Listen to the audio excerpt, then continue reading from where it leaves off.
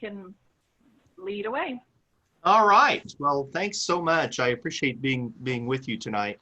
Um, my awareness of the place of African Americans and their leadership in the history of the Christian Church Disciples of Christ has been growing over the years of teaching disciples history and polity. Several years ago, I worked with Doug Foster and Newell Williams and Paul Blowers on the global history of the Stone Campbell movement. It was published in 2013. And I think that's really sort of where my growing awareness actually began. I'm convinced that this is a story that needs to be moved from the margins of our history to the center. And so I'm happy to provide some background. And just understand that my awareness of this subject is imperfect. I learn something every time I look at this stuff. And if you want to learn more, just watch my Facebook post. I watch my Facebook page. Most of what I post there is something new that I've discovered from the archives and special collections about the history of the disciples, and often about disciples, people of color among disciples. So at any rate, just know that much of what I have to say here is provisional. I want to talk a little bit about the history of Black disciples of Christ from the beginnings until 1917, because in many ways 1917 was a pivotal moment for Black disciples. Did Dick talk about the formation of the National Convocation at all? Very, very briefly. He mentioned it when someone asked a question, and it was extremely brief. Yeah, okay. Well, we'll talk a lot more about the National Convocation here today. But the National Convocation, as you know, is an organization that actually dates back to 1917, which is why that's a nice convenient stopping point for this part of the story. That becomes the organization within the Christian Church Disciples of Christ that actively promotes and evangelistic, educational work among Black disciples.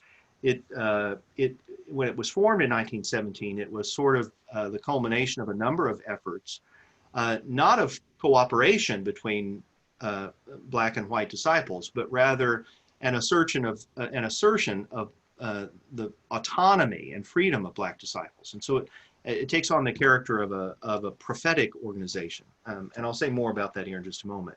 But so 1917 becomes a convenient stopping point for at least the early part of the story for that reason, because it represents the formation of what becomes known as the National Convocation. But the important thing to remember is that Black people have had a role to play in the formation and leadership of what would become the Christian Church Disciples of Christ from the very beginning. It's not an add-on. It's not a post-Civil War phenomenon. It's not a post-Civil Rights phenomenon.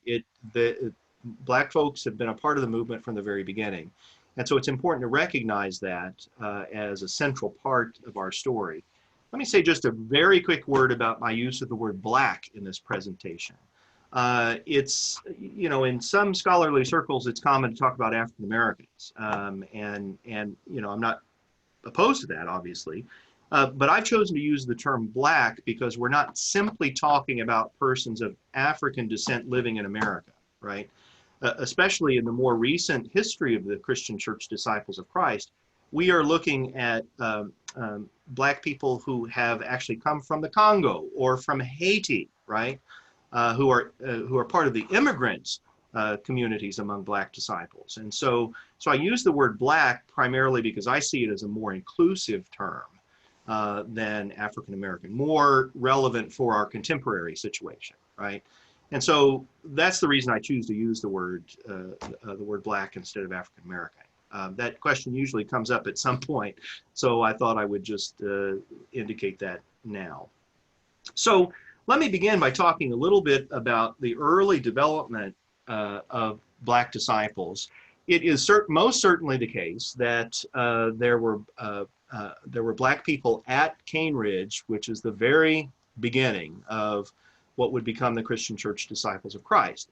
You're aware of that nearly 2-week protracted meeting in Cane Ridge, Kentucky, led by Barton Stone, the revival that was full of effervescent spirituality, things that he called the religious exercises.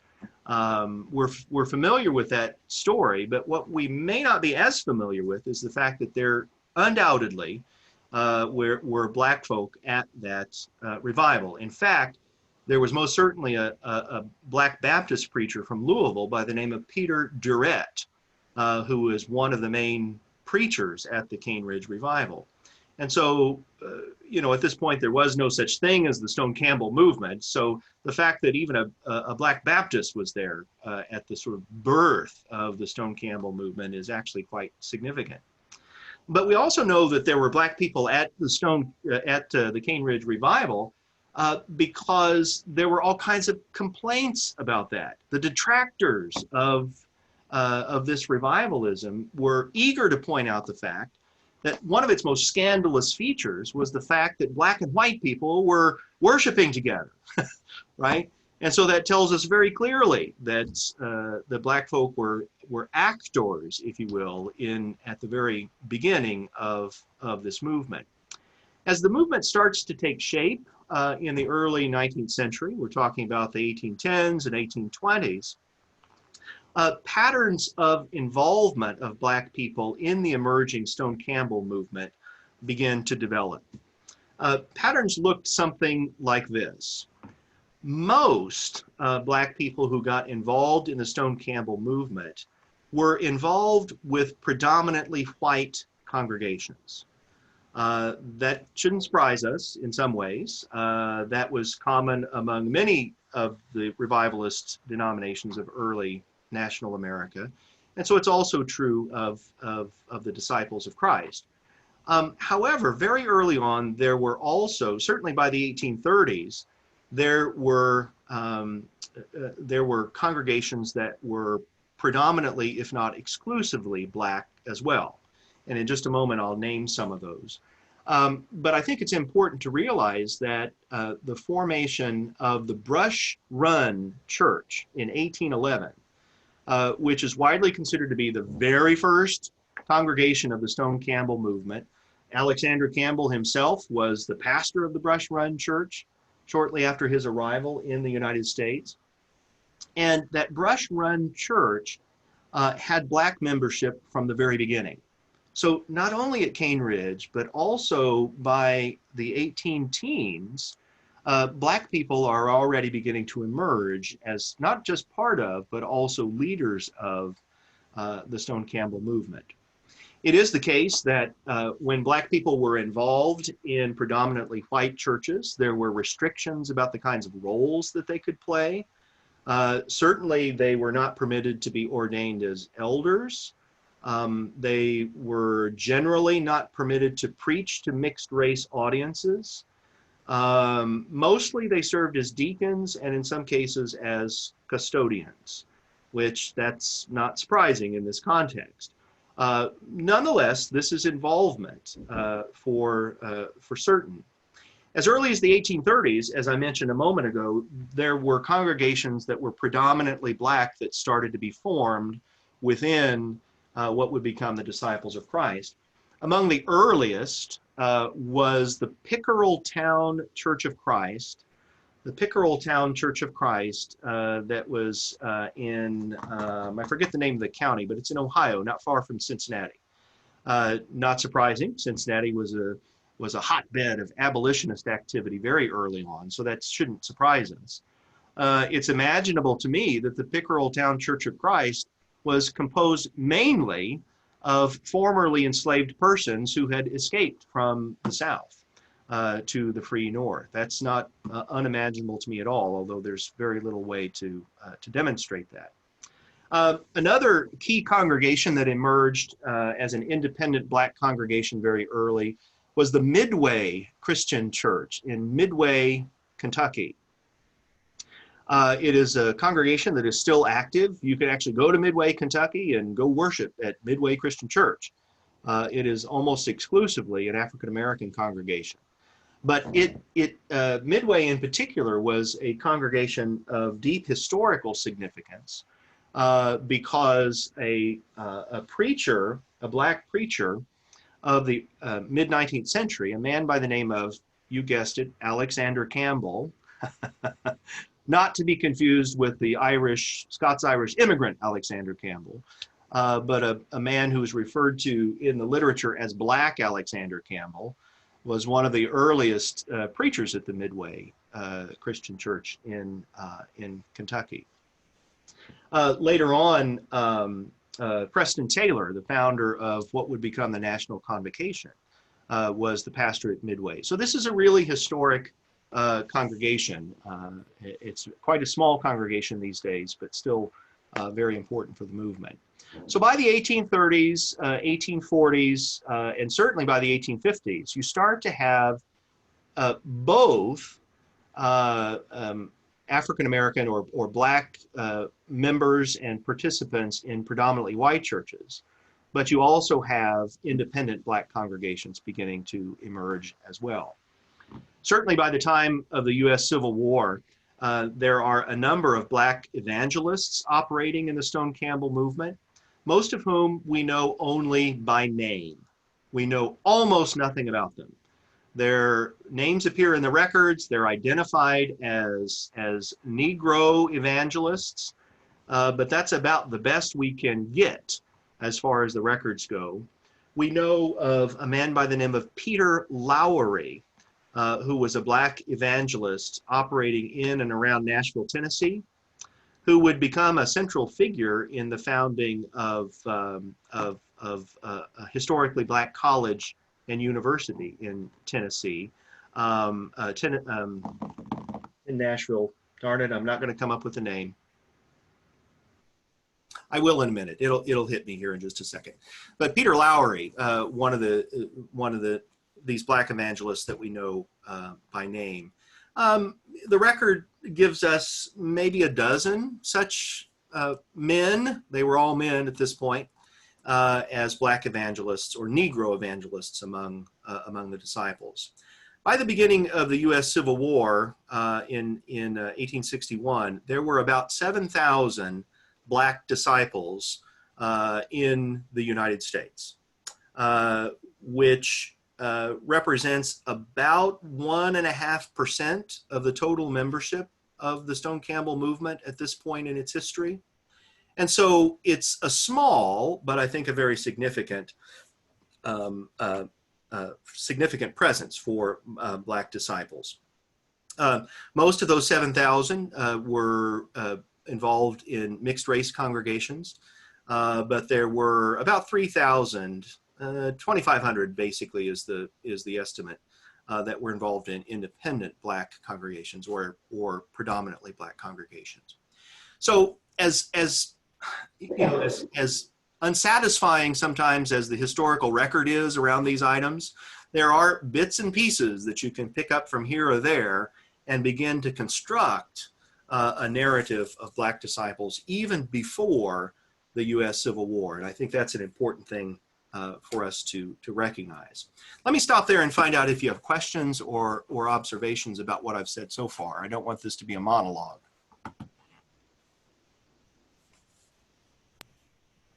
Scott, this is Melody. I have a question. Sure.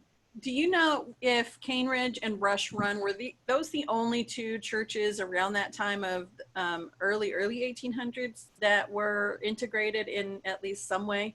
Or were there other disciples churches that maybe were prominent in the movement? Yeah, it's Brush Run and the Cane Ridge congregation that's pretty much it until the 1830s and 1840s. Yeah, at least of which we have record. Yeah, it's a great question. It says here that Rosa Campbell was involved in the early leader of the black disciples. Do you know how she was involved? Rosa Campbell was the wife of Black Alexander Campbell. Linda, I think you stepped away when I was talking about him. But Rosa lived well into the 20th century. She died in 1917, as you can see.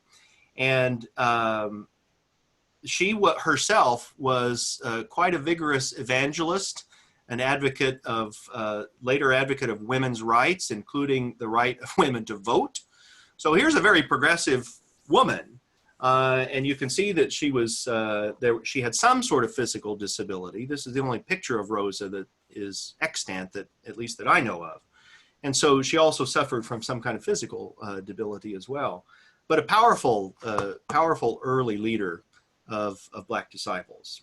Rosa Campbell, a name worth remembering. Great question. Sorry, I wanted to close my email so it wouldn't keep buzzing at us. There we go. Other questions or observations? That make sense? Okay. Well, let's talk a little bit about race, slavery, and the Civil War, mid-19th century developments. Not surprisingly, because the Stone-Campbell movement placed such heavy emphasis on individual liberty of conscience. You know, that's one of the major themes of the history of the disciples. You can find disciples of the Civil War era who are all over the map with respect to the moral question of the 19th century, namely slavery. Barton Stone, for example, was initially, was early in his career, was an advocate of what was known as gradualism. Gradualism, the idea that slavery is a bad idea, the United States should abolish it, but we should prepare enslaved people to exercise their freedom in appropriate ways. And for Stone, that meant especially providing enslaved people with an education. So he was an early proponent of gradualism. He also later, about middle of his career, became very enthusiastic about colonization. The idea that the federal surplus, believe it or not, the federal government in those days operated with they had too much money. So Stone said, we're going to use the federal surplus to purchase the freedom of enslaved persons and send them back to Africa. Stone was an advocate of the colonization plan. In fact, the woman who's pictured here, Emily Tubman, also was a very wealthy philanthropist and supporter of the colonization plan. She lived in Georgia and owned a plantation, was a very wealthy woman, and used many of her resources to support the Georgia Colonization Society, freeing her own enslaved persons and sending them back to Africa. So that was an option in the early 19th century. But Stone himself became disillusioned by both gradualism and the colonization plan. And by the end of his career, certainly by the 1830s, he was a full-blown advocate of immediatism. Slavery is such an immoral institution that the only way to solve it is to do it, and to do it now. This later Stone, ideas of Stone, brought him into significant conflict, of course, with Alexander Campbell, about whom I'll say more in just a moment. So you've got Stone and people like Emily Tubman who are on one side of the equation. You've got Alexander Campbell, who, because of his biblical literalism, would never say that slavery was wrong or that it was immoral, because his position was that the Bible, specifically the New Testament, allowed for it. Paul taught, slaves, obey your masters, etc., etc. And so Campbell could not see past affirming the truth and the defensibleness of slavery, because it was right there in the Bible, according to the way he understood things, right? So he wasn't exactly pro-slavery, but because he wouldn't denounce it altogether, he was seen as sort of this waffling, middle-of-the-road figure. And by 1845, he simply refused to talk about it anymore. I've said all I'm going to say, I've written all I'm going to say, not going to say anymore. End of story, right? You've got vigorous and aggressive pro-slavery advocates as well among the Stone-Campbell movement. Probably the best example of that is a man by the name of, sorry, I put his name out of my head. Shannon is his last name. I think it's William Shannon. At any rate, an Irish immigrant who comes to the United States, fully supportive of slavery, becomes the president of the University of Missouri and uses that platform as a disciple to speak vigorously in support of slavery and maintaining that institution. So you've got people all over the map with regard to enslavement within the Stone Campbell movement. It's not at all unlike contemporary disciples who are facing the challenge of the Black Lives Matter movement or other similar movements for social justice. We disciples were all over the map, right? You don't have to look very far to see that. And that's been our tradition for a very long time on especially divisive questions like these. So there's no central position, and you see key leaders who are of vastly different opinions on this matter. One of the challenges that the Stone Campbell movement or the disciples faced as it tried to address this question of slavery was the fact that the numeric strength of the disciples in the mid-19th century was neither in the Deep South nor in New England, right? In the Deep South, you had a very, very strong pro-slavery contingent. In New England, in particular, you had very aggressive abolitionists. And the disciples were numerically strong in neither of those areas.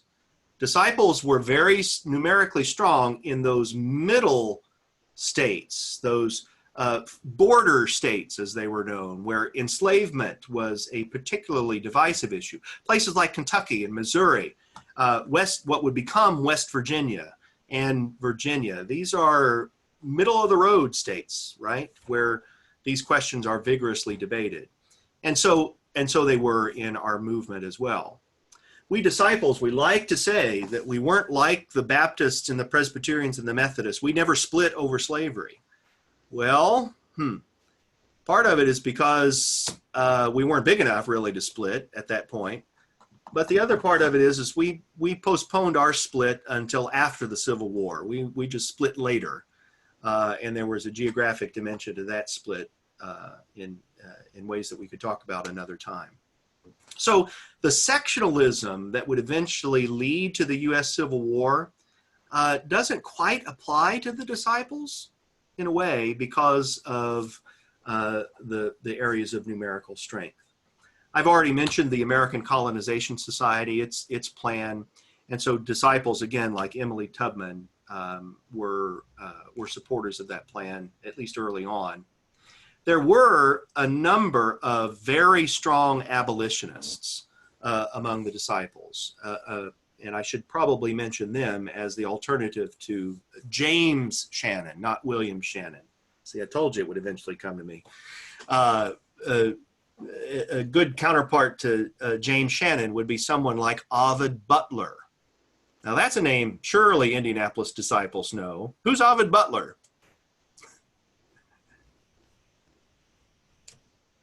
I think so. Founder of Butler University. Ta-da! The founder of what would become Butler University. It used to be Northwestern Christian University, but it was named Butler because of Ovid. Ovid was a loyal disciple. He was an Indianapolis attorney and a very strong abolitionist, going toe to toe with Alexander Campbell on the question of slavery in many publications. And he was unrelenting in his advocacy of immediate abolition, and founded Butler University, or Northwestern Christian University, on that basic principle. We want to train teachers and preachers for Indiana who are not, in his words, corrupted by the habits and values of slaveholding society. Very powerful language. So Butler University stands as a sort of monument in some ways to the abolitionist movement among disciples. The thing that we have to remember here is, along with David Edwin Harrell, whose name is listed there on the slide, we have to remember that in spite of this abolitionist activity, in spite of Stone and his sort of theological odyssey about slavery, eventually coming to an abolitionist position, that does not mean that even progressive disciples of the 19th century believed in equality for Black people. And that's an important thing to keep in mind.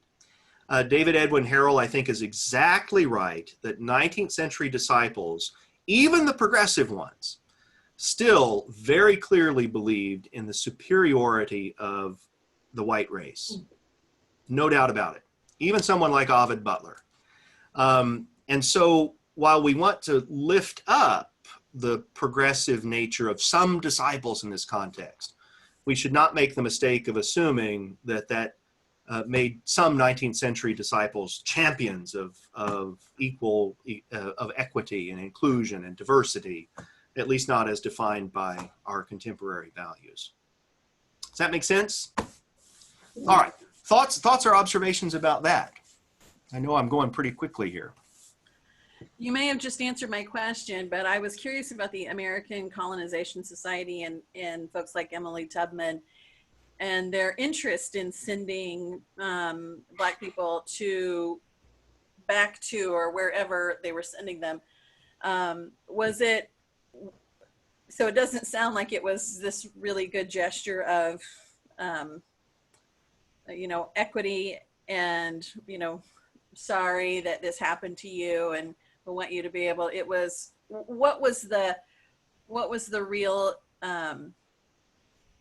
real reasoning and the foundation of the American Colonization Society and their desire to free folks and send them to another place? Was it to get rid of them? Melody, that's very perceptive.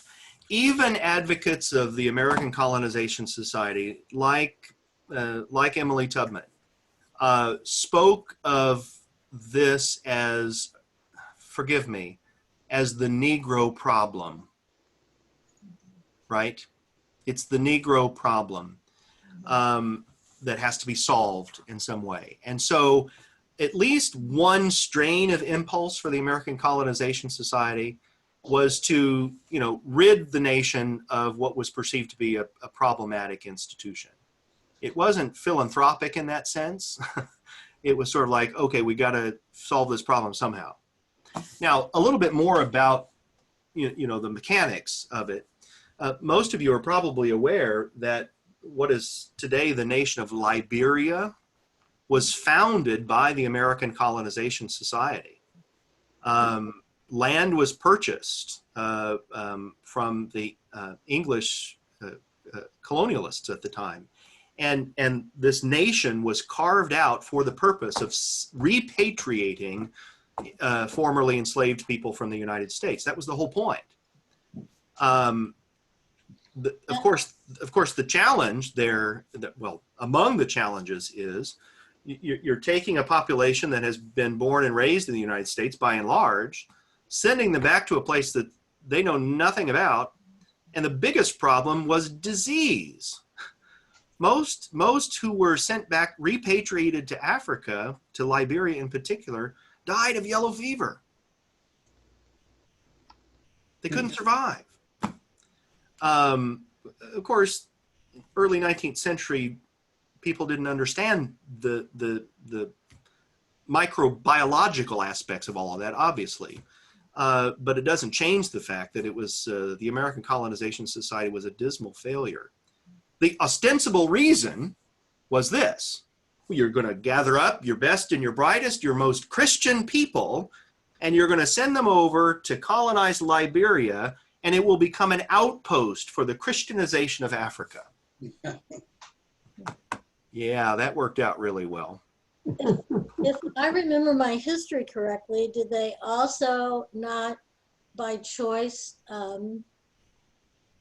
want the governing body of Liberia to be mulattoes and not That is correct. That is correct. So there was an inherent, well, it was all racism, but there was an inherent colorism that was built into that as well. It's absolutely right. It's only recently that the president of Liberia has been, I don't know how to say it, but fully African, if you will, or a native of Africa. That's only been recent, maybe in the last 40 years. Yeah. So the legacy of the colonization plan is long and quite ugly. And I'm assuming it wasn't just disciples. No. That were.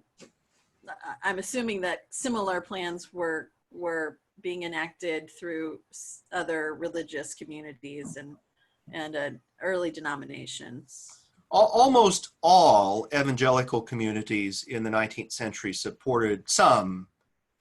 In those denominations supported the colonization plan. So Methodist, Baptist, Presbyterian, the three major denominations, evangelical denominations of the 19th century, all supporters of the colonization plan. Yeah. Yeah. There you go.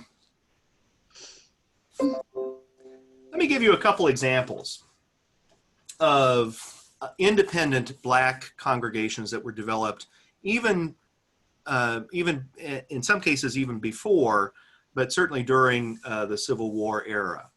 Probably one of the best examples is Thomas W. Cross.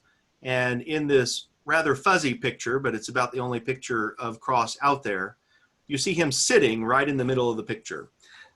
By the time this picture was taken in the late 19th century, he was an old man.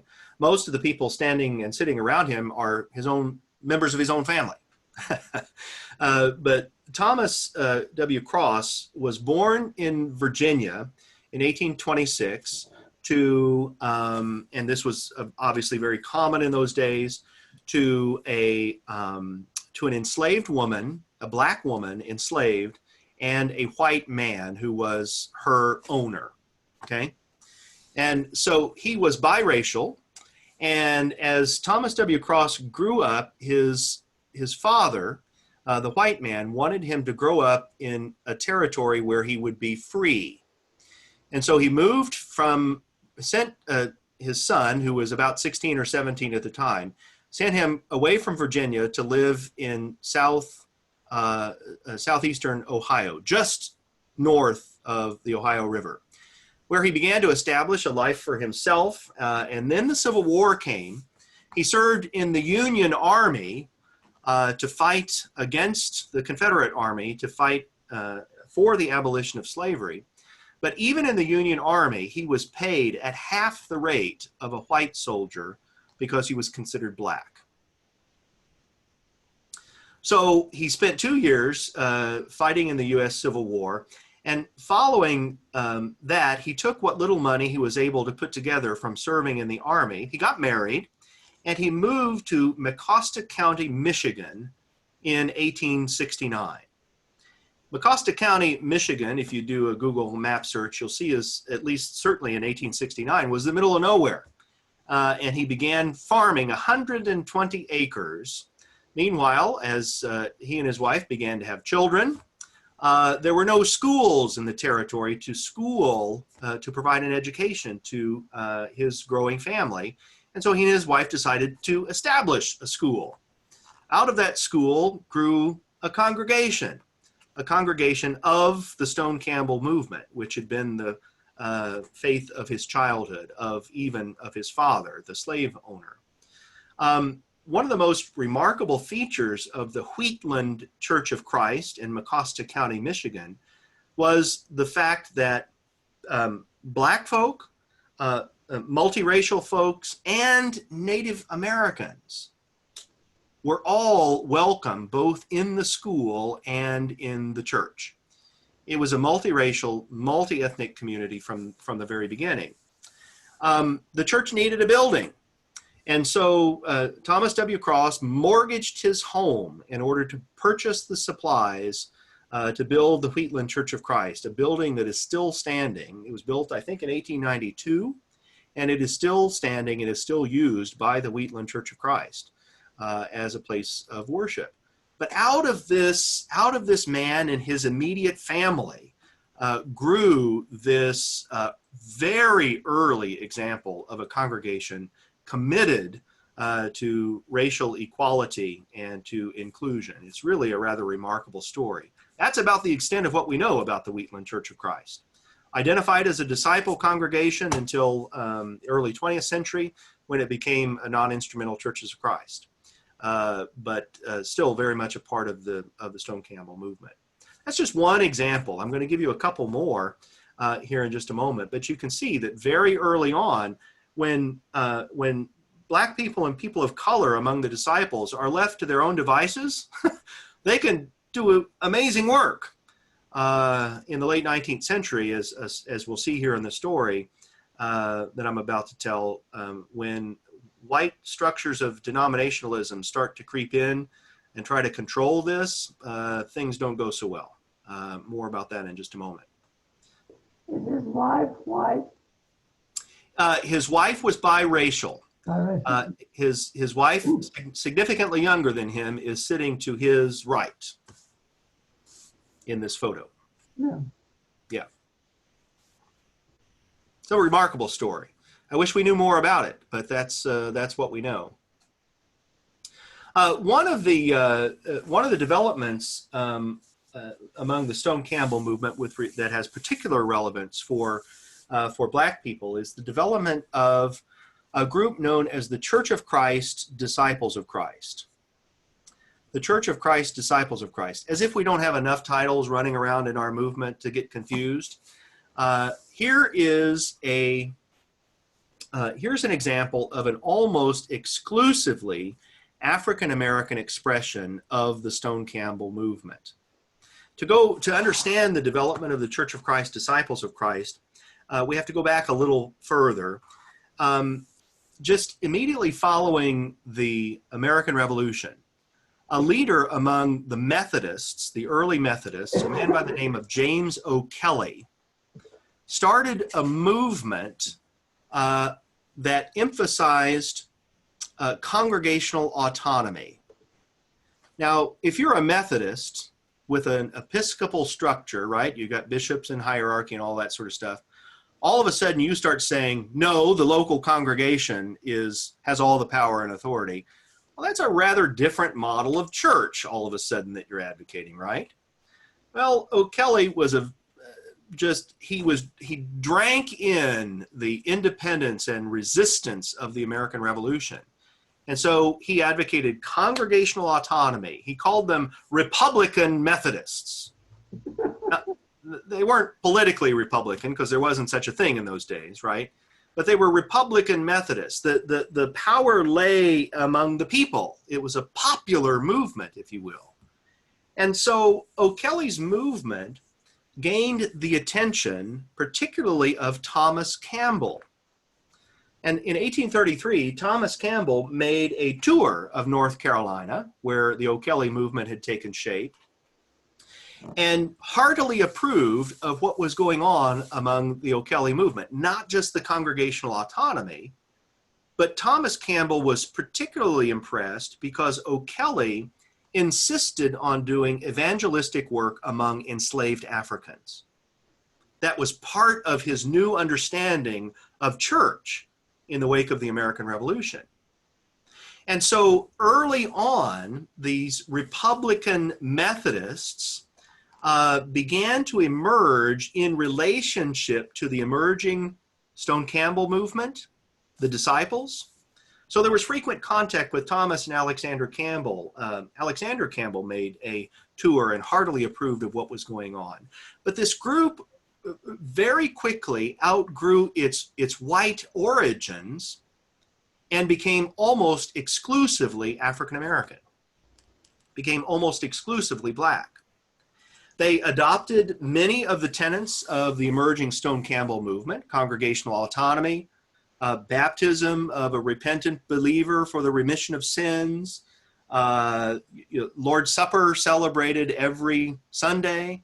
So all of this starts to sound familiar to us, recognizable as a part of the Stone Campbell movement.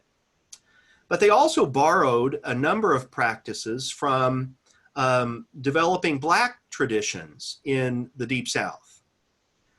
Foot washing, for example, becomes a sacrament to the Church of Christ, Disciples of Christ. And it's still practiced today as a sacrament, once a year. The tradition of, well, in the 19th century, it was called the Holy Whine. That's W-H-I-N-E. A rhetorical strategy of preaching that we sometimes characterize as a distinctively African-American preaching style, where there's almost a poetic and sing-song quality to the preaching. That emerges as a tradition within the Church of Christ, Disciples of Christ. Immediately after the U.S. Civil War, the groups of black disciples, the Church of Christ, Disciples of Christ, were flourishing on a line in the area of a line, east of a line that is drawn here. So eastern North Carolina. Almost all of the disciples west of that line, almost all of them were white. So, immediately after the Civil War, in the era of developing segregationism, racial conflict, particularly in the South, it became apparent, at least to white disciples in North Carolina, there's no way we can stay together. You people are too different. Separate but equal sounds like a good idea. And so in the 1880s, disciples in North Carolina split. They split along racial lines so that the Church of Christ, Disciples of Christ, remains almost exclusively black. The Christian Church, Disciples of Christ in North Carolina, it's growing in its racial diversity, but it is still predominantly white. And it goes back to this split. By 1900, the Church of Christ, Disciples of Christ, or sometimes wrongly called, the Assemblies tradition among disciples. By 1900, they had 100 churches and about 8,000 members, estimated, right? But this distinctive movement within the Stone Campbell movement that is predominantly black grew out of a desire among white disciples in North Carolina no longer to associate with black disciples in the midst of segregation. It's an incredibly sad story. Today, the Church of Christ, Disciples of Christ, stays in relationship with the Christian Church, Disciples of Christ, primarily through the National Convocation. In many ways, I don't think it's inappropriate to say that members of the Church of Christ, Disciples of Christ, are black first and disciples second, right? So their connection to the disciples is an uneasy one. It is a difficult one that is mediated through the National Convocation. And so that's an important part of our story that I think we need to understand too. Have you heard this for the first time? This is not a well-known story among disciples. No, it's the first time for me. Yeah. It's the first time for us. Yeah. I'm not surprised. Every time I tell this story, it's all, especially to white disciples, they're like, what? Black disciples know this story. Yeah. But white disciples don't. Yeah. It's interesting. Isn't Dr. Barber's church Yes. in North Carolina? Yes. I'm assuming it's on that. I can't remember the city he's in, but I'm assuming it's on that eastern side. And I'm wondering if his participations and prominence has been helpful, or in terms of connecting Black disciples with the bigger community of disciples. That's an excellent question, and thank you for reminding me about William Barber. I'm so glad you reminded me of that, because he is ordained as in the Christian Church, Disciples of Christ, right? So he's part of the main branch of the denomination, if you will. But because of the context in which he ministers in Eastern North Carolina, his connection to the Church of Christ, Disciples of Christ is very vigorous, right? And so he has been nurtured actually by both traditions. Whether his work has helped or hurt that connection, I don't know. I mean, he seems rightly focused on much bigger fish at the moment, right, than to heal our petty little rift within the Christian Church Disciples of Christ. But it's an important recognition to know that he stems out of that tradition. Yeah. In fact, Barber's father was not a member of the Christian Church Disciples of Christ. He was a member of the Church of Christ Disciples of Christ, right? The black disciples. By the way, he went, not William Barber Jr., but his father, William Barber Sr., is a graduate of CTS. So there's connections there. I think I knew that at one point, but had forgotten it. So it's good to be reminded of that. When you took Disciples History and Polity, I may have shown you a picture of him. Maybe. Because I think I had just recently discovered that. That may be where I heard it. Yeah. But this information is new. This part? Yeah, I've not heard this information about North Carolina specifically. Yeah. Good. Yeah, when William Barber Jr. came to CTS and spoke at commencement one year, it's been, I think 2016, I think it was, but I went down to the archives and pulled out the graduation photo from 1954 and showed Barber a picture of his father graduating from, well, what was then the Butler School of Religion, but CTS. So yeah, it's pretty neat. It was a neat moment. Yeah, I'll bet. Neat. So a couple of other examples of early leaders among black disciples. I just want to highlight them as exemplars. Again, of black folk who, left to their own devices, develop into very significant leaders early on. I'll talk very briefly about both of them because I want to make sure we honor everyone's time here. But the first is a man by the name of Samuel Cassius. Samuel Cassius was born in Illinois and was self-educated. Born in Illinois just before the U.S. Civil War. During the U.S. Civil War, he also fought in the Union Army, and again paid at half the rate as white members. He eventually got married and lived in Illinois, making a living as a coal miner. I didn't know there was coal in northern Illinois, but I guess there is. But made a living as a coal miner and a part-time preacher. He had been drawn to the Stone Campbell movement because of the local preaching, where he received a lot of instruction from white disciples leaders, but emerged as a tremendous preacher and teacher of his own right.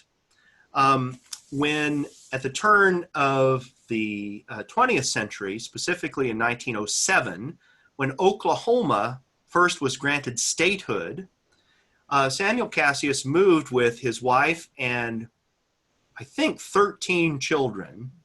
Wow. I mean, it was a big family. The wife eventually died, and I think he had 8 more children by another woman. I mean, there was lots of kids involved. I remember that much. But when Oklahoma achieved statehood, he moved with his family out there for the purpose of establishing a toehold, if you will, of the Stone Campbell movement in the territory turned state. He moved into, I forget the name of the county, but the name of the town was Tohi, Tohee, where he established both a church and a school, the Tohi Industrial Institute, it was called, that was specifically designed to train African Americans. You can imagine that immediately after statehood, the kinds of leaders like Cassius who are flocking to the new state to enjoy a greater degree of freedom, you can imagine how attractive that was to black people who were experiencing segregation and racial violence in the Deep South.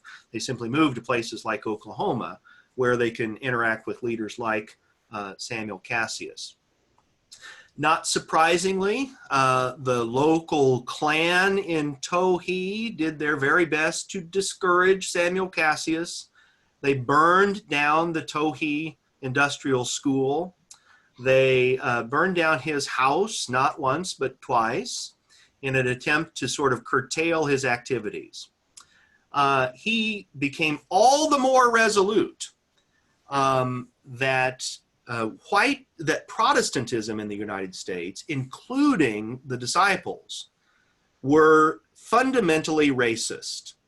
He saw very clearly, very early on, that the developing structures of the denomination, the International Convention, the various missionary societies at the state and local and national level, they all claimed to be interested in the plight of black people, but they were all run by white people.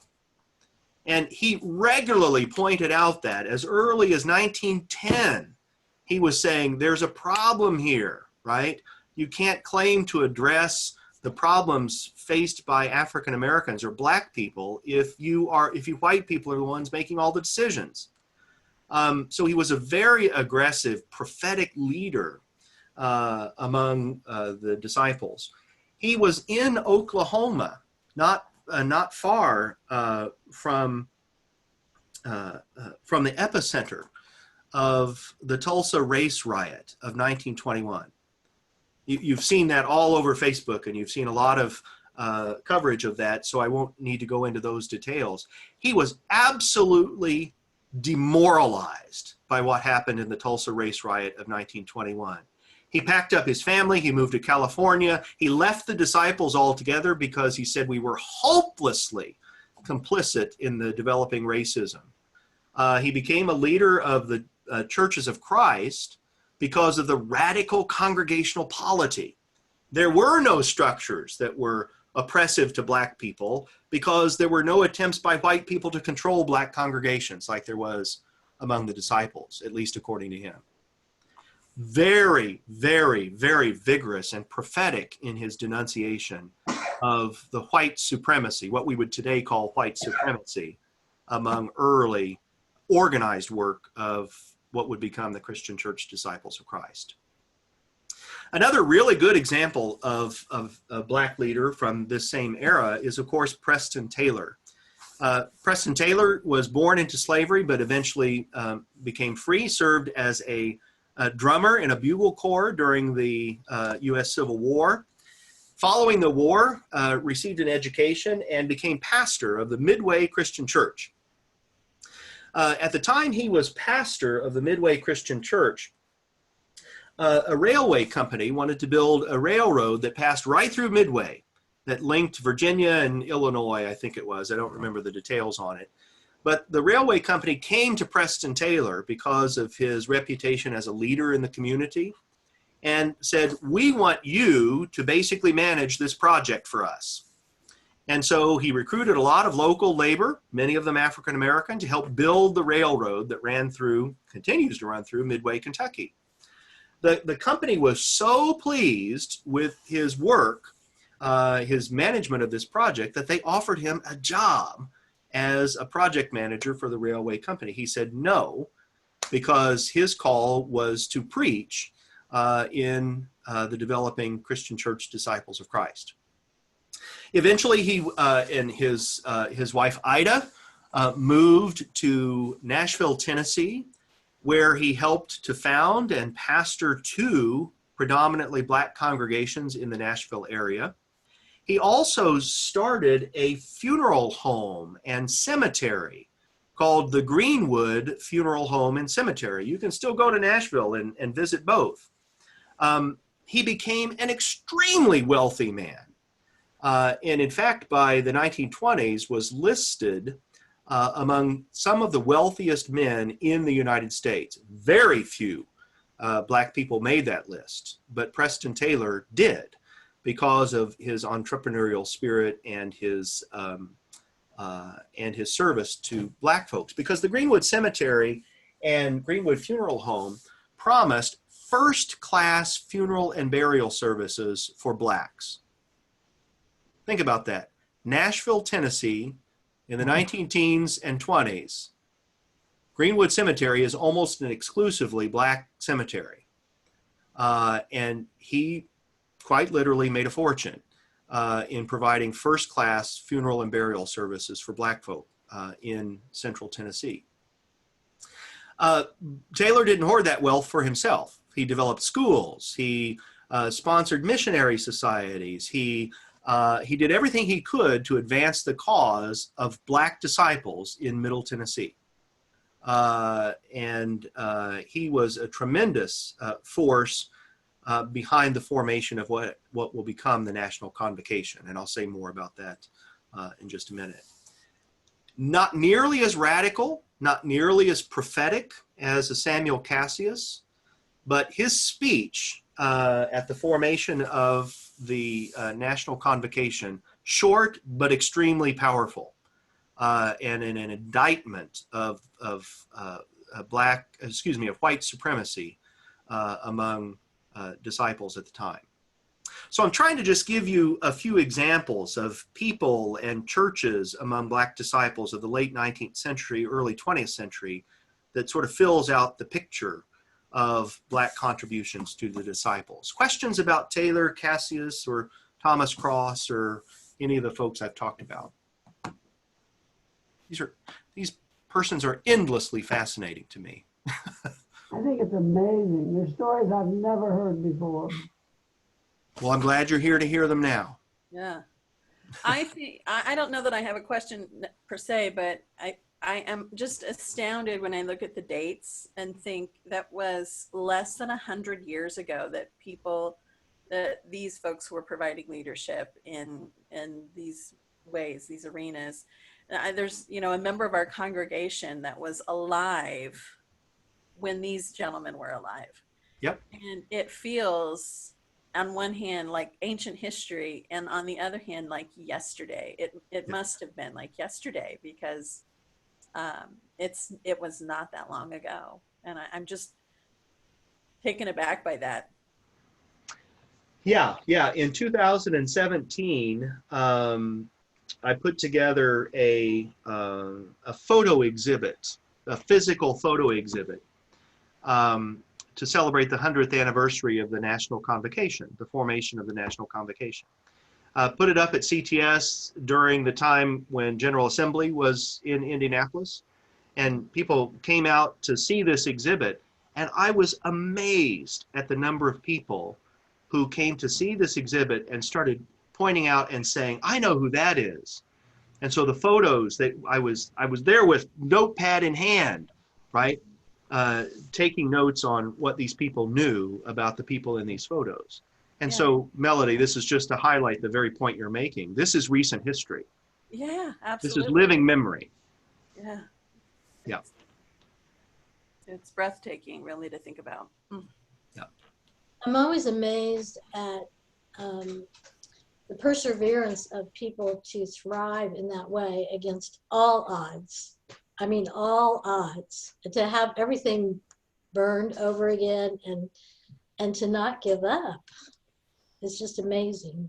Yeah, it's incredible. I a story of Preston Taylor that is connected to my family. I have a cousin who's a couple years older than me, who's named Preston, and he's named Preston after Preston Taylor, actually. How about that?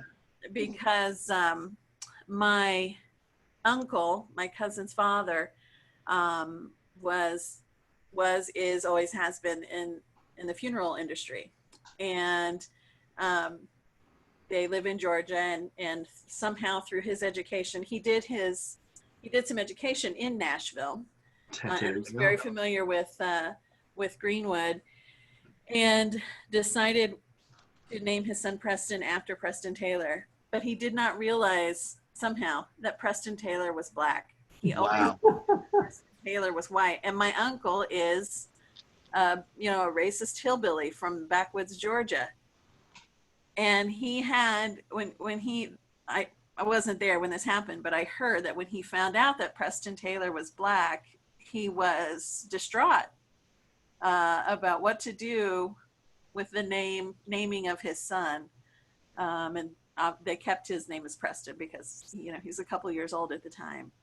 But Wow. yeah, so my cousin was named after Preston Taylor, and to the dismay of my uncle, found out he was a black man. Well, this is one of few photos we have of Preston Taylor, right? And he could easily pass. Yeah. Yeah. There's a photo that I just recently came across of a much younger Preston Taylor, and it's very clear that he's black. Mm. But yeah, this and one other photo where Preston is pictured with his wife Ida. They're sitting in front of a piano. Maybe you've seen it. Even that one is a little questionable. Ida is very clearly black, but Preston not so much. Mm. So yeah, well, I'm sorry for his dismay over that. I think it's a ridiculous, really. But Melody, I just find that to be just a delicious story. it is. It makes me. It actually kind of fills me with glee when I think about the. It's a story of many white families. To admire someone so much, you want to name your son after them, but because then you find out that they're black, then it upsets you. And I mean, isn't that really our history of who we've been over the years? Yeah. Yeah, for sure. Yeah. It just creates a lot of anxiety for many white people. It's what has recently been called white fragility. I mean, that's a really good example of white fragility. Absolutely. We just got through reading that and studying it. Yeah, it's a remarkable book. I don't agree with everything in it, and there are some dubious historical claims in there that I'd like to work out. But I think in general, it's a very solid book. Oh, you would have been fun to have in our book club then for that. Well, Terry, it's not very much in fashion these days to disagree with white fragility. So I keep those objections to myself because ultimately they're immaterial to the bigger claim, right? Right. So I try to suppress those tendencies of mine to sort of nitpick. So, well, let's move on then and talk a little bit about late 19th and early 20th century developments. The fact is, if you look at simply the chronology of events, black disciples by the 1870s and 1880s are already beginning to organize themselves. In the Deep South, particularly in Alabama and Mississippi, but also in Georgia and the Carolinas, you find state missionary societies already being established by black leaders among the disciples for the purpose of advancing the growth of black disciples, right? So these are state and local missionary societies that are developing quite apart from the developing white structures of the denomination at the same time, right? So not surprisingly in that context, you're talking about separate groups, right? I mean, that's what segregation finally is. You white folk, you do your thing, we'll do our thing, and certainly not by choice by many African-American leaders. But these state and local missionary societies become incubators, if you will, of black leadership for the disciples. 1870s, 1880s, certainly into the 1890s, you have a number of very prominent black evangelists who emerge as clear leaders of the movement. We've mentioned Samuel Cassius, we've mentioned Preston Taylor, but people like Sarah Lou Bostic is another really good example. Ordained in 1888, one of the earliest women of the Stone Campbell movement to be ordained. And she's a black woman, right? Ordained and becomes a state evangelist in Arkansas and a Sunday school educator. She marries a similarly prominent black evangelist from Arkansas by the name of Mansell Bostic, M-A-N-C-I-L, and the last name is there.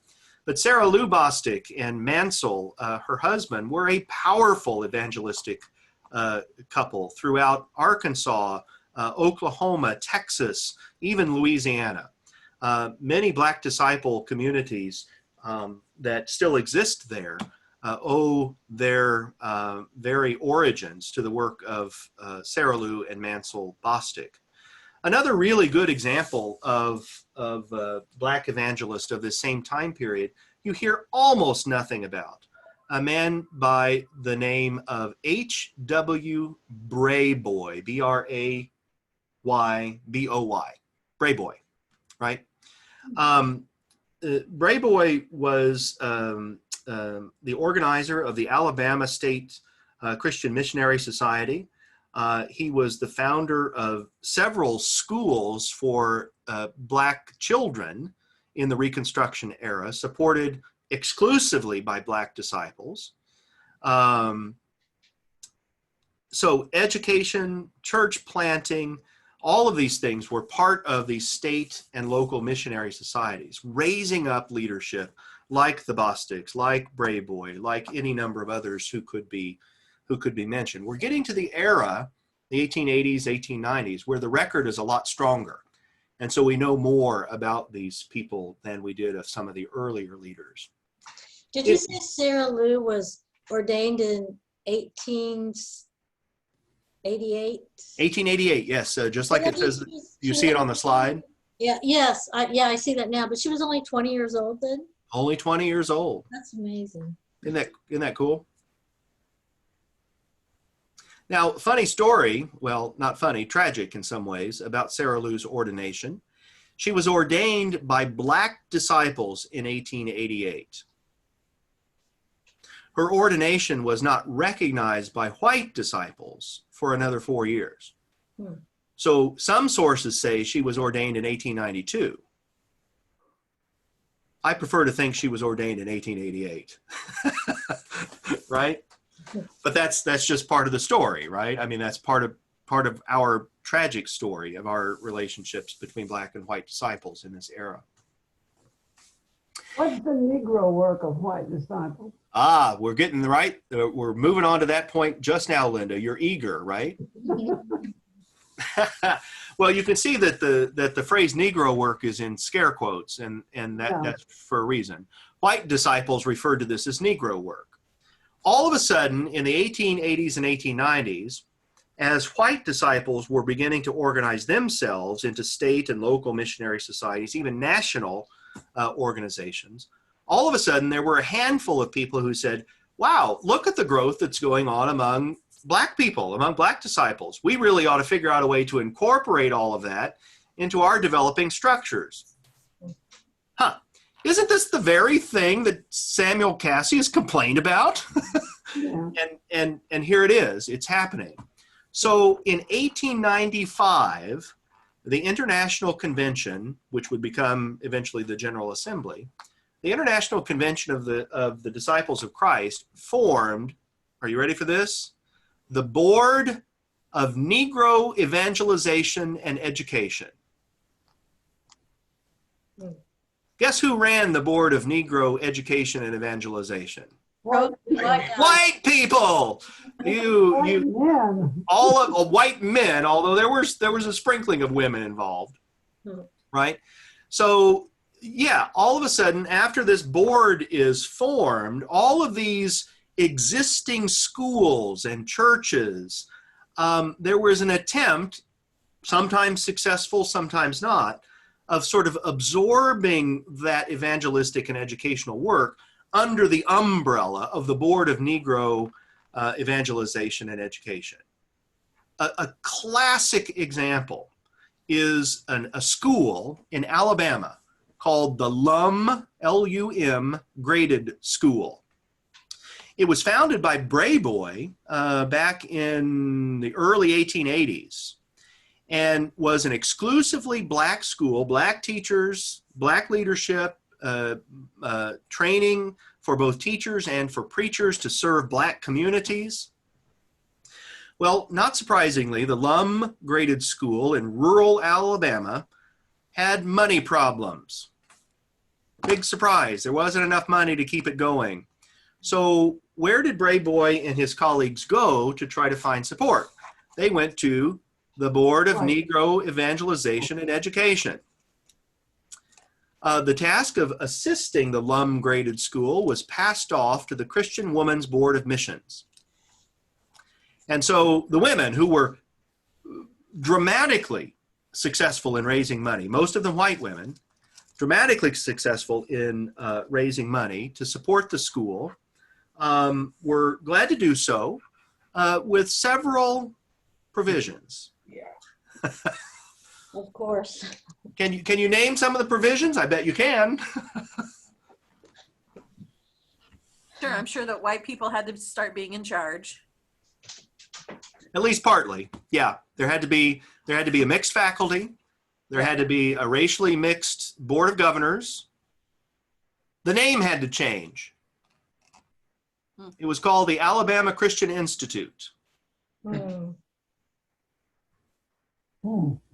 So for the next 20 years, the Lum graded school, now changed Alabama Christian Institute, continued its educational mission, but with significant alterations from its original vision. Yeah.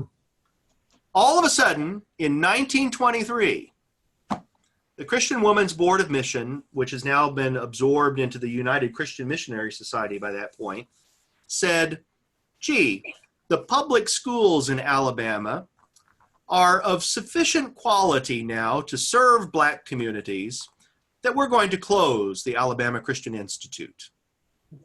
They withdrew all of their financial support and the school collapsed. Now, in 1923, in rural Alabama, do you really think the public schools sufficiently serve the black population? No. That's a joke. Come on, give me a break. Couldn't possibly be the case.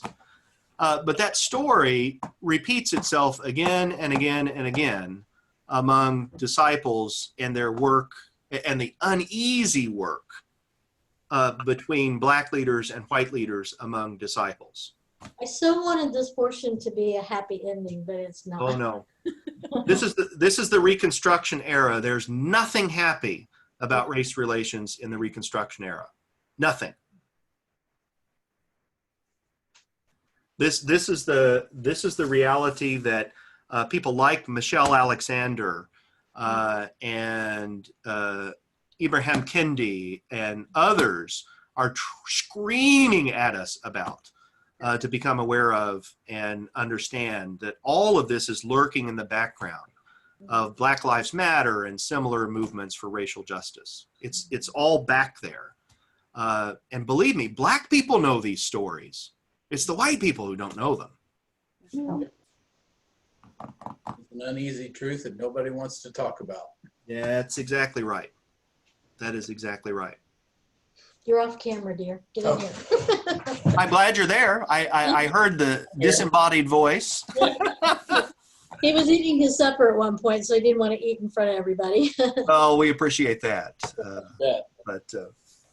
So with all of these realities in the background, this explains the impulse for the formation of the National Christian Missionary Convention, what would become the National Convocation. You've got a white-dominated national and state leadership who are engaging in so-called Negro work that never really turns out very well for black folk, right? You've got a long history of black folk already doing for themselves, and the National Christian Missionary Convention is born out of the realization that black folk are not well served by white-dominated leadership among the Christian church, what would become the Christian Church Disciples of Christ, right? We need our own national organization that raises money, trains leaders, dispatches them, decides on priorities for ourselves, right? And so the natural person to form such a group was Preston Taylor. By 1917, he's a very wealthy man, a very well-known pastor of two leading all black congregations in Nashville. He's the natural person to organize this. He delivers a speech at the convention that forms the National Christian Missionary Convention called The Status and Outlook of the Colored Brotherhood. We'll have to forgive him for his patriarchal language. I mean, he is a man of a certain era, right? A certain context. But the status and outlook of the colored brotherhood. And it's a brief speech, as I mentioned before. In printed form, it was only about 2.5 pages.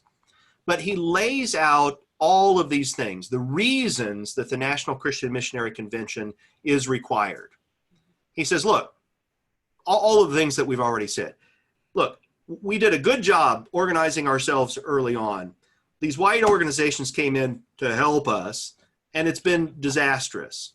We've got to organize ourselves again. We've got to have a convention that helps us help ourselves, is the basic thrust of this. One of the most painful things that he observes in this speech is he says, for disciples, the presence and the growing number of Black people among the disciples is, he calls it, a litmus test of white disciple Christianity. Mm-hmm. He says, can we really say that white disciples are Christian if they continue to behave in this way toward their Black brothers and sisters? Wow. Ouch. Ouch. He's saying this to a predominantly African-American audience, predominantly Black audience, but that speech gets published and republished and republished by Black disciples throughout the 20th century. When students take Disciples History and Polity at CTS, I make them read Preston Taylor's Status and Outlook of the Colored Brotherhood. Yeah. It could have been written yesterday, but it was written in 1917. Pretty remarkable. We've talked a little bit about education, so I just want you to take a quick look at this list. We're not going to talk about each one of these institutions, but these are all schools that were established initially by Black disciples. Initially run entirely by Black disciples. Some of them eventually incorporated into the white-dominated structures. Some of them chose not to, and those that didn't often folded sooner than those that did. A really good example of one that continued is the Southern Christian Institute. The Southern Christian Institute was located in Mississippi. It was an industrial school, similar to what was advocated by Booker T. Washington. Formerly enslaved people went to that school. They learned trades, they learned agriculture, they were trained to work the land. Because as Booker T. Washington said, the destiny of the Black man is tied to the land. He said it over and over, you gotta learn these skills. And so the Southern Christian Institute was dedicated to this kind of industrial education. At the same time, the president of Southern Christian Institute, a white man by the name of J.B. Lehman, Lehman, did a marvelous job for 40 years running this school. Because what he did, this is very clear in his published works. What he did was he pandered to white Southern prejudice when he raised money for the school. So he went to white disciples and he said, oh, we're running this place basically like a plantation. Look at all these wonderful statistics about the agricultural productivity of this school. And, it was a white supremacist kind of racist philosophy of education that he was pandering to the white benefactors of the school. Meanwhile, what's actually going on at the school is an entirely different story. He's teaching these formerly enslaved people and their descendants how to read, critical skills of that you would expect at a liberal arts college of this same period. So they're learning literature and the sciences. They're learning all the stuff that made up a good liberal arts education in the late 19th century.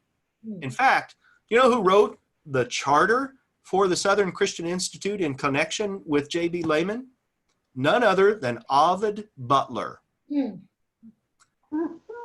So the curriculum at Southern Christian Institute was almost identical to that of Butler University. Wow. Wow, that's great. Southerners ate it up. They threw money at that institution like you wouldn't believe, because they thought he was doing one thing and he was doing something entirely different. And they never bothered to check. They never bothered to look. It's a school for blacks and a white man's in charge. What's to doubt, right? Yeah. Many of the graduates of Southern Christian Institute went on to do graduate work in some of our seminaries. Butler School of Religion had graduates from SCI well into the 1950s. The school finally closed in 1954 in the wake of Brown versus Board of Education.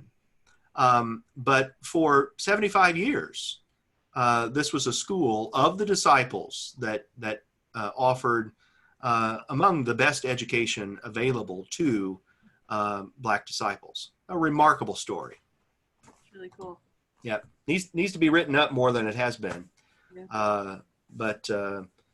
I'm trying to get the Disciples of Christ Historical Society, I'm trying to get them to permit me to digitize all the records from Southern Christian Institute and put them up online, open access, so that scholarship on that school can really take off. Yeah. Is there an argument for that, against that? Well, DCHS at the moment is sort of coming out of a period of tremendous disorder. The immediate past president was, well, let me not disparage him too much, was an ineffective leader. and so the place nearly went bankrupt, and they're just now beginning to emerge out of that. So there's some willingness that's beginning to develop around, new understandings of the mission of the society. So I'm really hopeful that in the future we'll be able to do something like that. Right now the doors close pretty tightly. That's too bad. We'll get there. We'll get there. We'll get there. Another really good example, I'm almost done here. Another really good example is Jarvis Christian College, a school in Hawkins, Texas, that is in fact still very much a solid school, very much connected with the disciples. There are, I don't know of a single leader among contemporary black disciples who don't have some kind of connection to Jarvis. Founded in 1912 as the Jarvis Christian Institute, it was a cooperative work between wealthy white disciples and black disciples leaders in Texas. So basically the situation early on was that white disciples donated the land and the money to build the school and bankrolled the school for much of its early decades of existence, but otherwise left the administration of the school up to black leadership. That was a new model in 1912 for disciples in higher education. And it was a controversial model. The big racist question hanging in the background is, can these black leaders be trusted with our money and our resources, right? Yeah, like that question has been solved, right? But it was a big question in 1912, and this was a new model. One of the earliest, in fact, the earliest president was a man by the name of J.N. Irvin, who, if you go to Hawkins, Texas, go to the campus of Jarvis Christian College and mention J.N. Irvin, you're going to get a hug, right? Just simply because you know who this person is. He was that much loved of a president, led the school until his death in 1938. So this was a long-lived presidency as well. It was Irvin who really established sort of the ethos of the school, right? It was Irvin who led the school from being what we would today call a grade school to include what we would now call middle and high school, and to bringing it to a full-fledged and accredited college by the late 1920s and early 1930s. So it's Irvin who really superintended over the growth and maturation of the school into a real college that offers a liberal arts education. Again, the connection with the disciples as a denomination and as a feeder school, if you will, to disciple seminaries is still very strong. Bright Divinity School, for example, has a large number of students of Black disciples who graduated from Jarvis. CTS did until recently. We don't have anybody at the moment. But there's always been a real denominational loyalty there at Jarvis, and it continues to be quite strong. Like most residential colleges these days that are tuition dependent, enrollment has sort of begun to sink at Jarvis, and so there's some question about its viability. But my hope is that Jarvis will continue to work on new strategies for education in the 21st century, and will continue to be a vital institution. Just a remarkable place. Take a look at this chart. And again, we're just telling the story up to about 1917, and look at what happens here to Black membership among the disciples, going from almost nothing in 1860, not nothing in the terms of insignificance, but numerical, right? Growing to almost 56,000, in fact, by the turn of the century. Immediately after that, we lose a significant number of Black disciples. What's going on between 1900 and 1920 that might account for that loss of membership?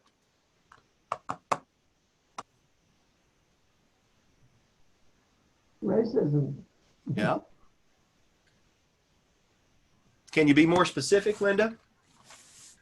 Well, I think it was mainly racism in the South, because that's where a lot of the Black churches were, and they just,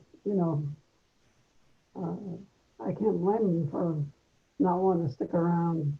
Yep. You got, that's exactly right, Linda. You've got congregations that were formerly associated with the disciples, but when they see what's going on with Black leadership and the emerging white domination of the national structures, many of them bolt because they don't want to be a part of that. Many of them become Baptists. Why? No structure. It's only the local congregation. And so many Black disciples congregations in the first 20 years of the 20th century become Baptist. Many of them, and you can see in the caption of this chart, many of them become Holiness Pentecostal. Because in the early decades of the 20th century, the Holiness Pentecostal movement is completely overwhelming Southern churches, especially Black churches. And so the effervescent spirituality and the emotive, lively worship styles, reminiscent of the revival tradition in the Stone Campbell movement, was really appealing to many Southern Black churches. And so they bail from a denomination that is highly rational, highly organized, right? And in many ways, apparently opposed to this kind of effervescent spirituality. So they bail for that reason as well. Recovery of those... Has it continued to drop? No, as a matter of fact, not. About mid-century, the story starts to change again, right? In fact, today, one of the few areas of growth for the Christian Church Disciples of Christ is among Black churches, immigrant churches, racial ethnic minority churches. It's the white churches that are, predominantly white churches, that are flagging in membership. Yeah. We can take a few lessons, don't we? Yeah, what lessons would you identify?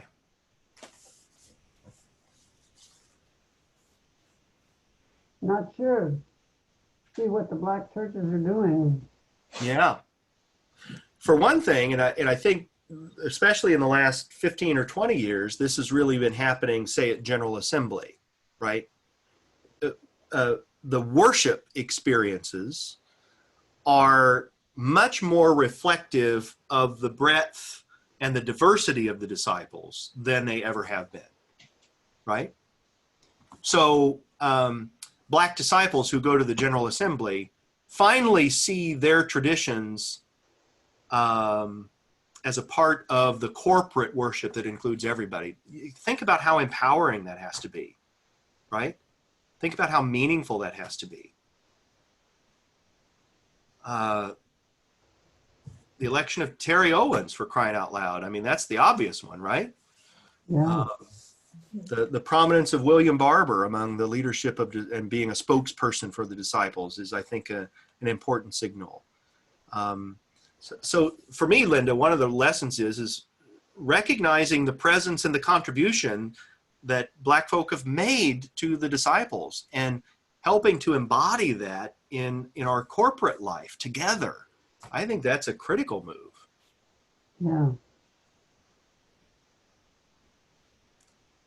What other lessons might we draw?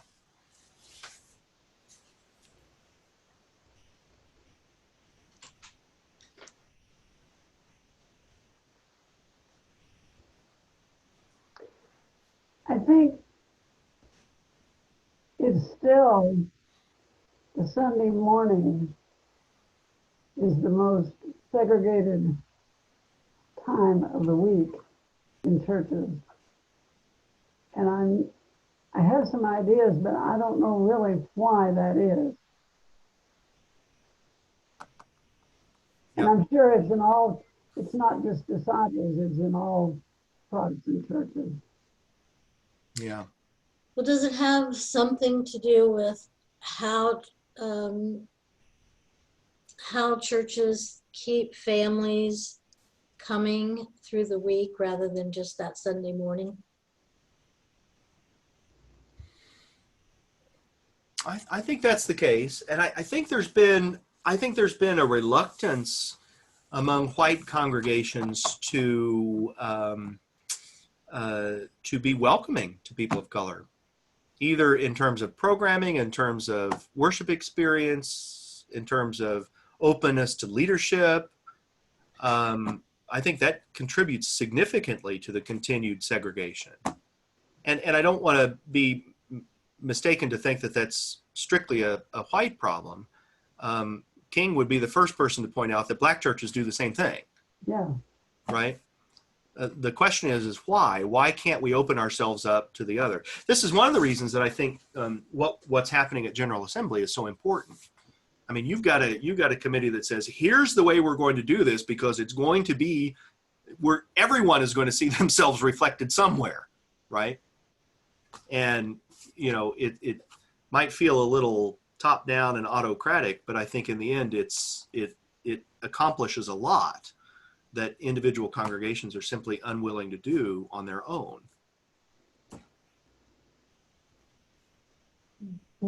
Does Downey participate in any kind of pulpit exchange program? We haven't for a while, for at least a few years now, but it is something that is on our radar screen as we just received a grant from the Center for Congregations on Good.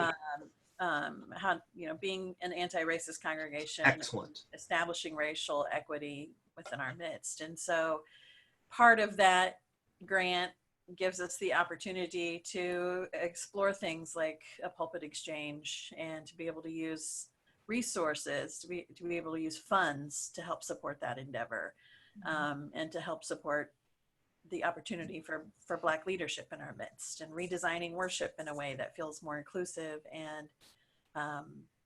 and more open to different people's experiences from other traditions. So, yeah. So hopefully in the next year or so, as we move forward with that Downey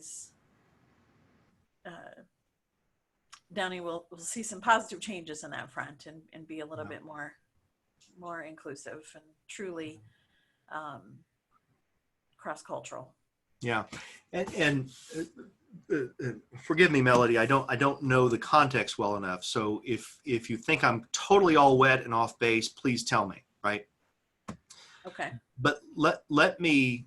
I feel the need to say that is wonderful news. One of the challenges that I think Downey will face, because almost all congregations who try this will face, is the possibility of thinking about this only as a way to stave off numerical decline. Right? We got to get more folk in here, right? And if that's your reason for doing it, it's probably not going to succeed. Sure. Right? And so the real impulse, I think, has to be a genuine commitment to the question of anti-racism and pro-reconciliation. Yeah, absolutely. It's got to be a theological commitment, not as part of a strategic plan. Right. I guess absolutely. Is what I'm saying. It's we're fortunate. That definitely is. Yeah, good. We're fortunate at Downey that we are not experiencing decline. We're actually experiencing exceptional growth, and so Yay. So it feels really like really good timing to live. I mean, this is a part of our mission. This is Excellent. Exactly who we say we are and who we say we want to be, and so we gotta get busy living it. Yep. I'm so glad to hear that, Melody, and forgive me for not knowing the context well enough. Oh no, it's fine. It may tell you a little more about me than I intended. My own church is going through this, and I can't get them to move beyond. We have to stave off the possibility of numerical decline. It's like that's not a really good reason to do this, right? Yeah. I'm gonna embarrass Melody a little bit, but Trey and Melody have really brought a lot of inspiration and kind of lit that spark. So we're very lucky. Yeah. Well, I had the privilege of having Melody in Disciples History and Polity a few years ago, and so I got to see some of that firsthand. So I'm thrilled that things are going that well at Downey. That's wonderful news. Well, thank you for those kind remarks. We could move on. Well, I realize we've only talked about this up to 1917, but I hope it's been helpful to you. There's so much more of the story that we could talk about, but that would be another lecture. But I hope this has given you at least a taste of just how important this story is, going back to the very beginning. I did not realize that, and I'm really glad to know it. Oh, good. Good. Yeah, now I'm anxious to hear more. Yeah, well, maybe we can invite Scott back to pick things up from 1917 with the establishment of the National Convocation. And I'd be glad to do it. Be glad to do Sounds great. it. If you're willing to listen to me, I'm glad to do it. Yeah, we'll talk, Scott. We'll talk. That's terrific.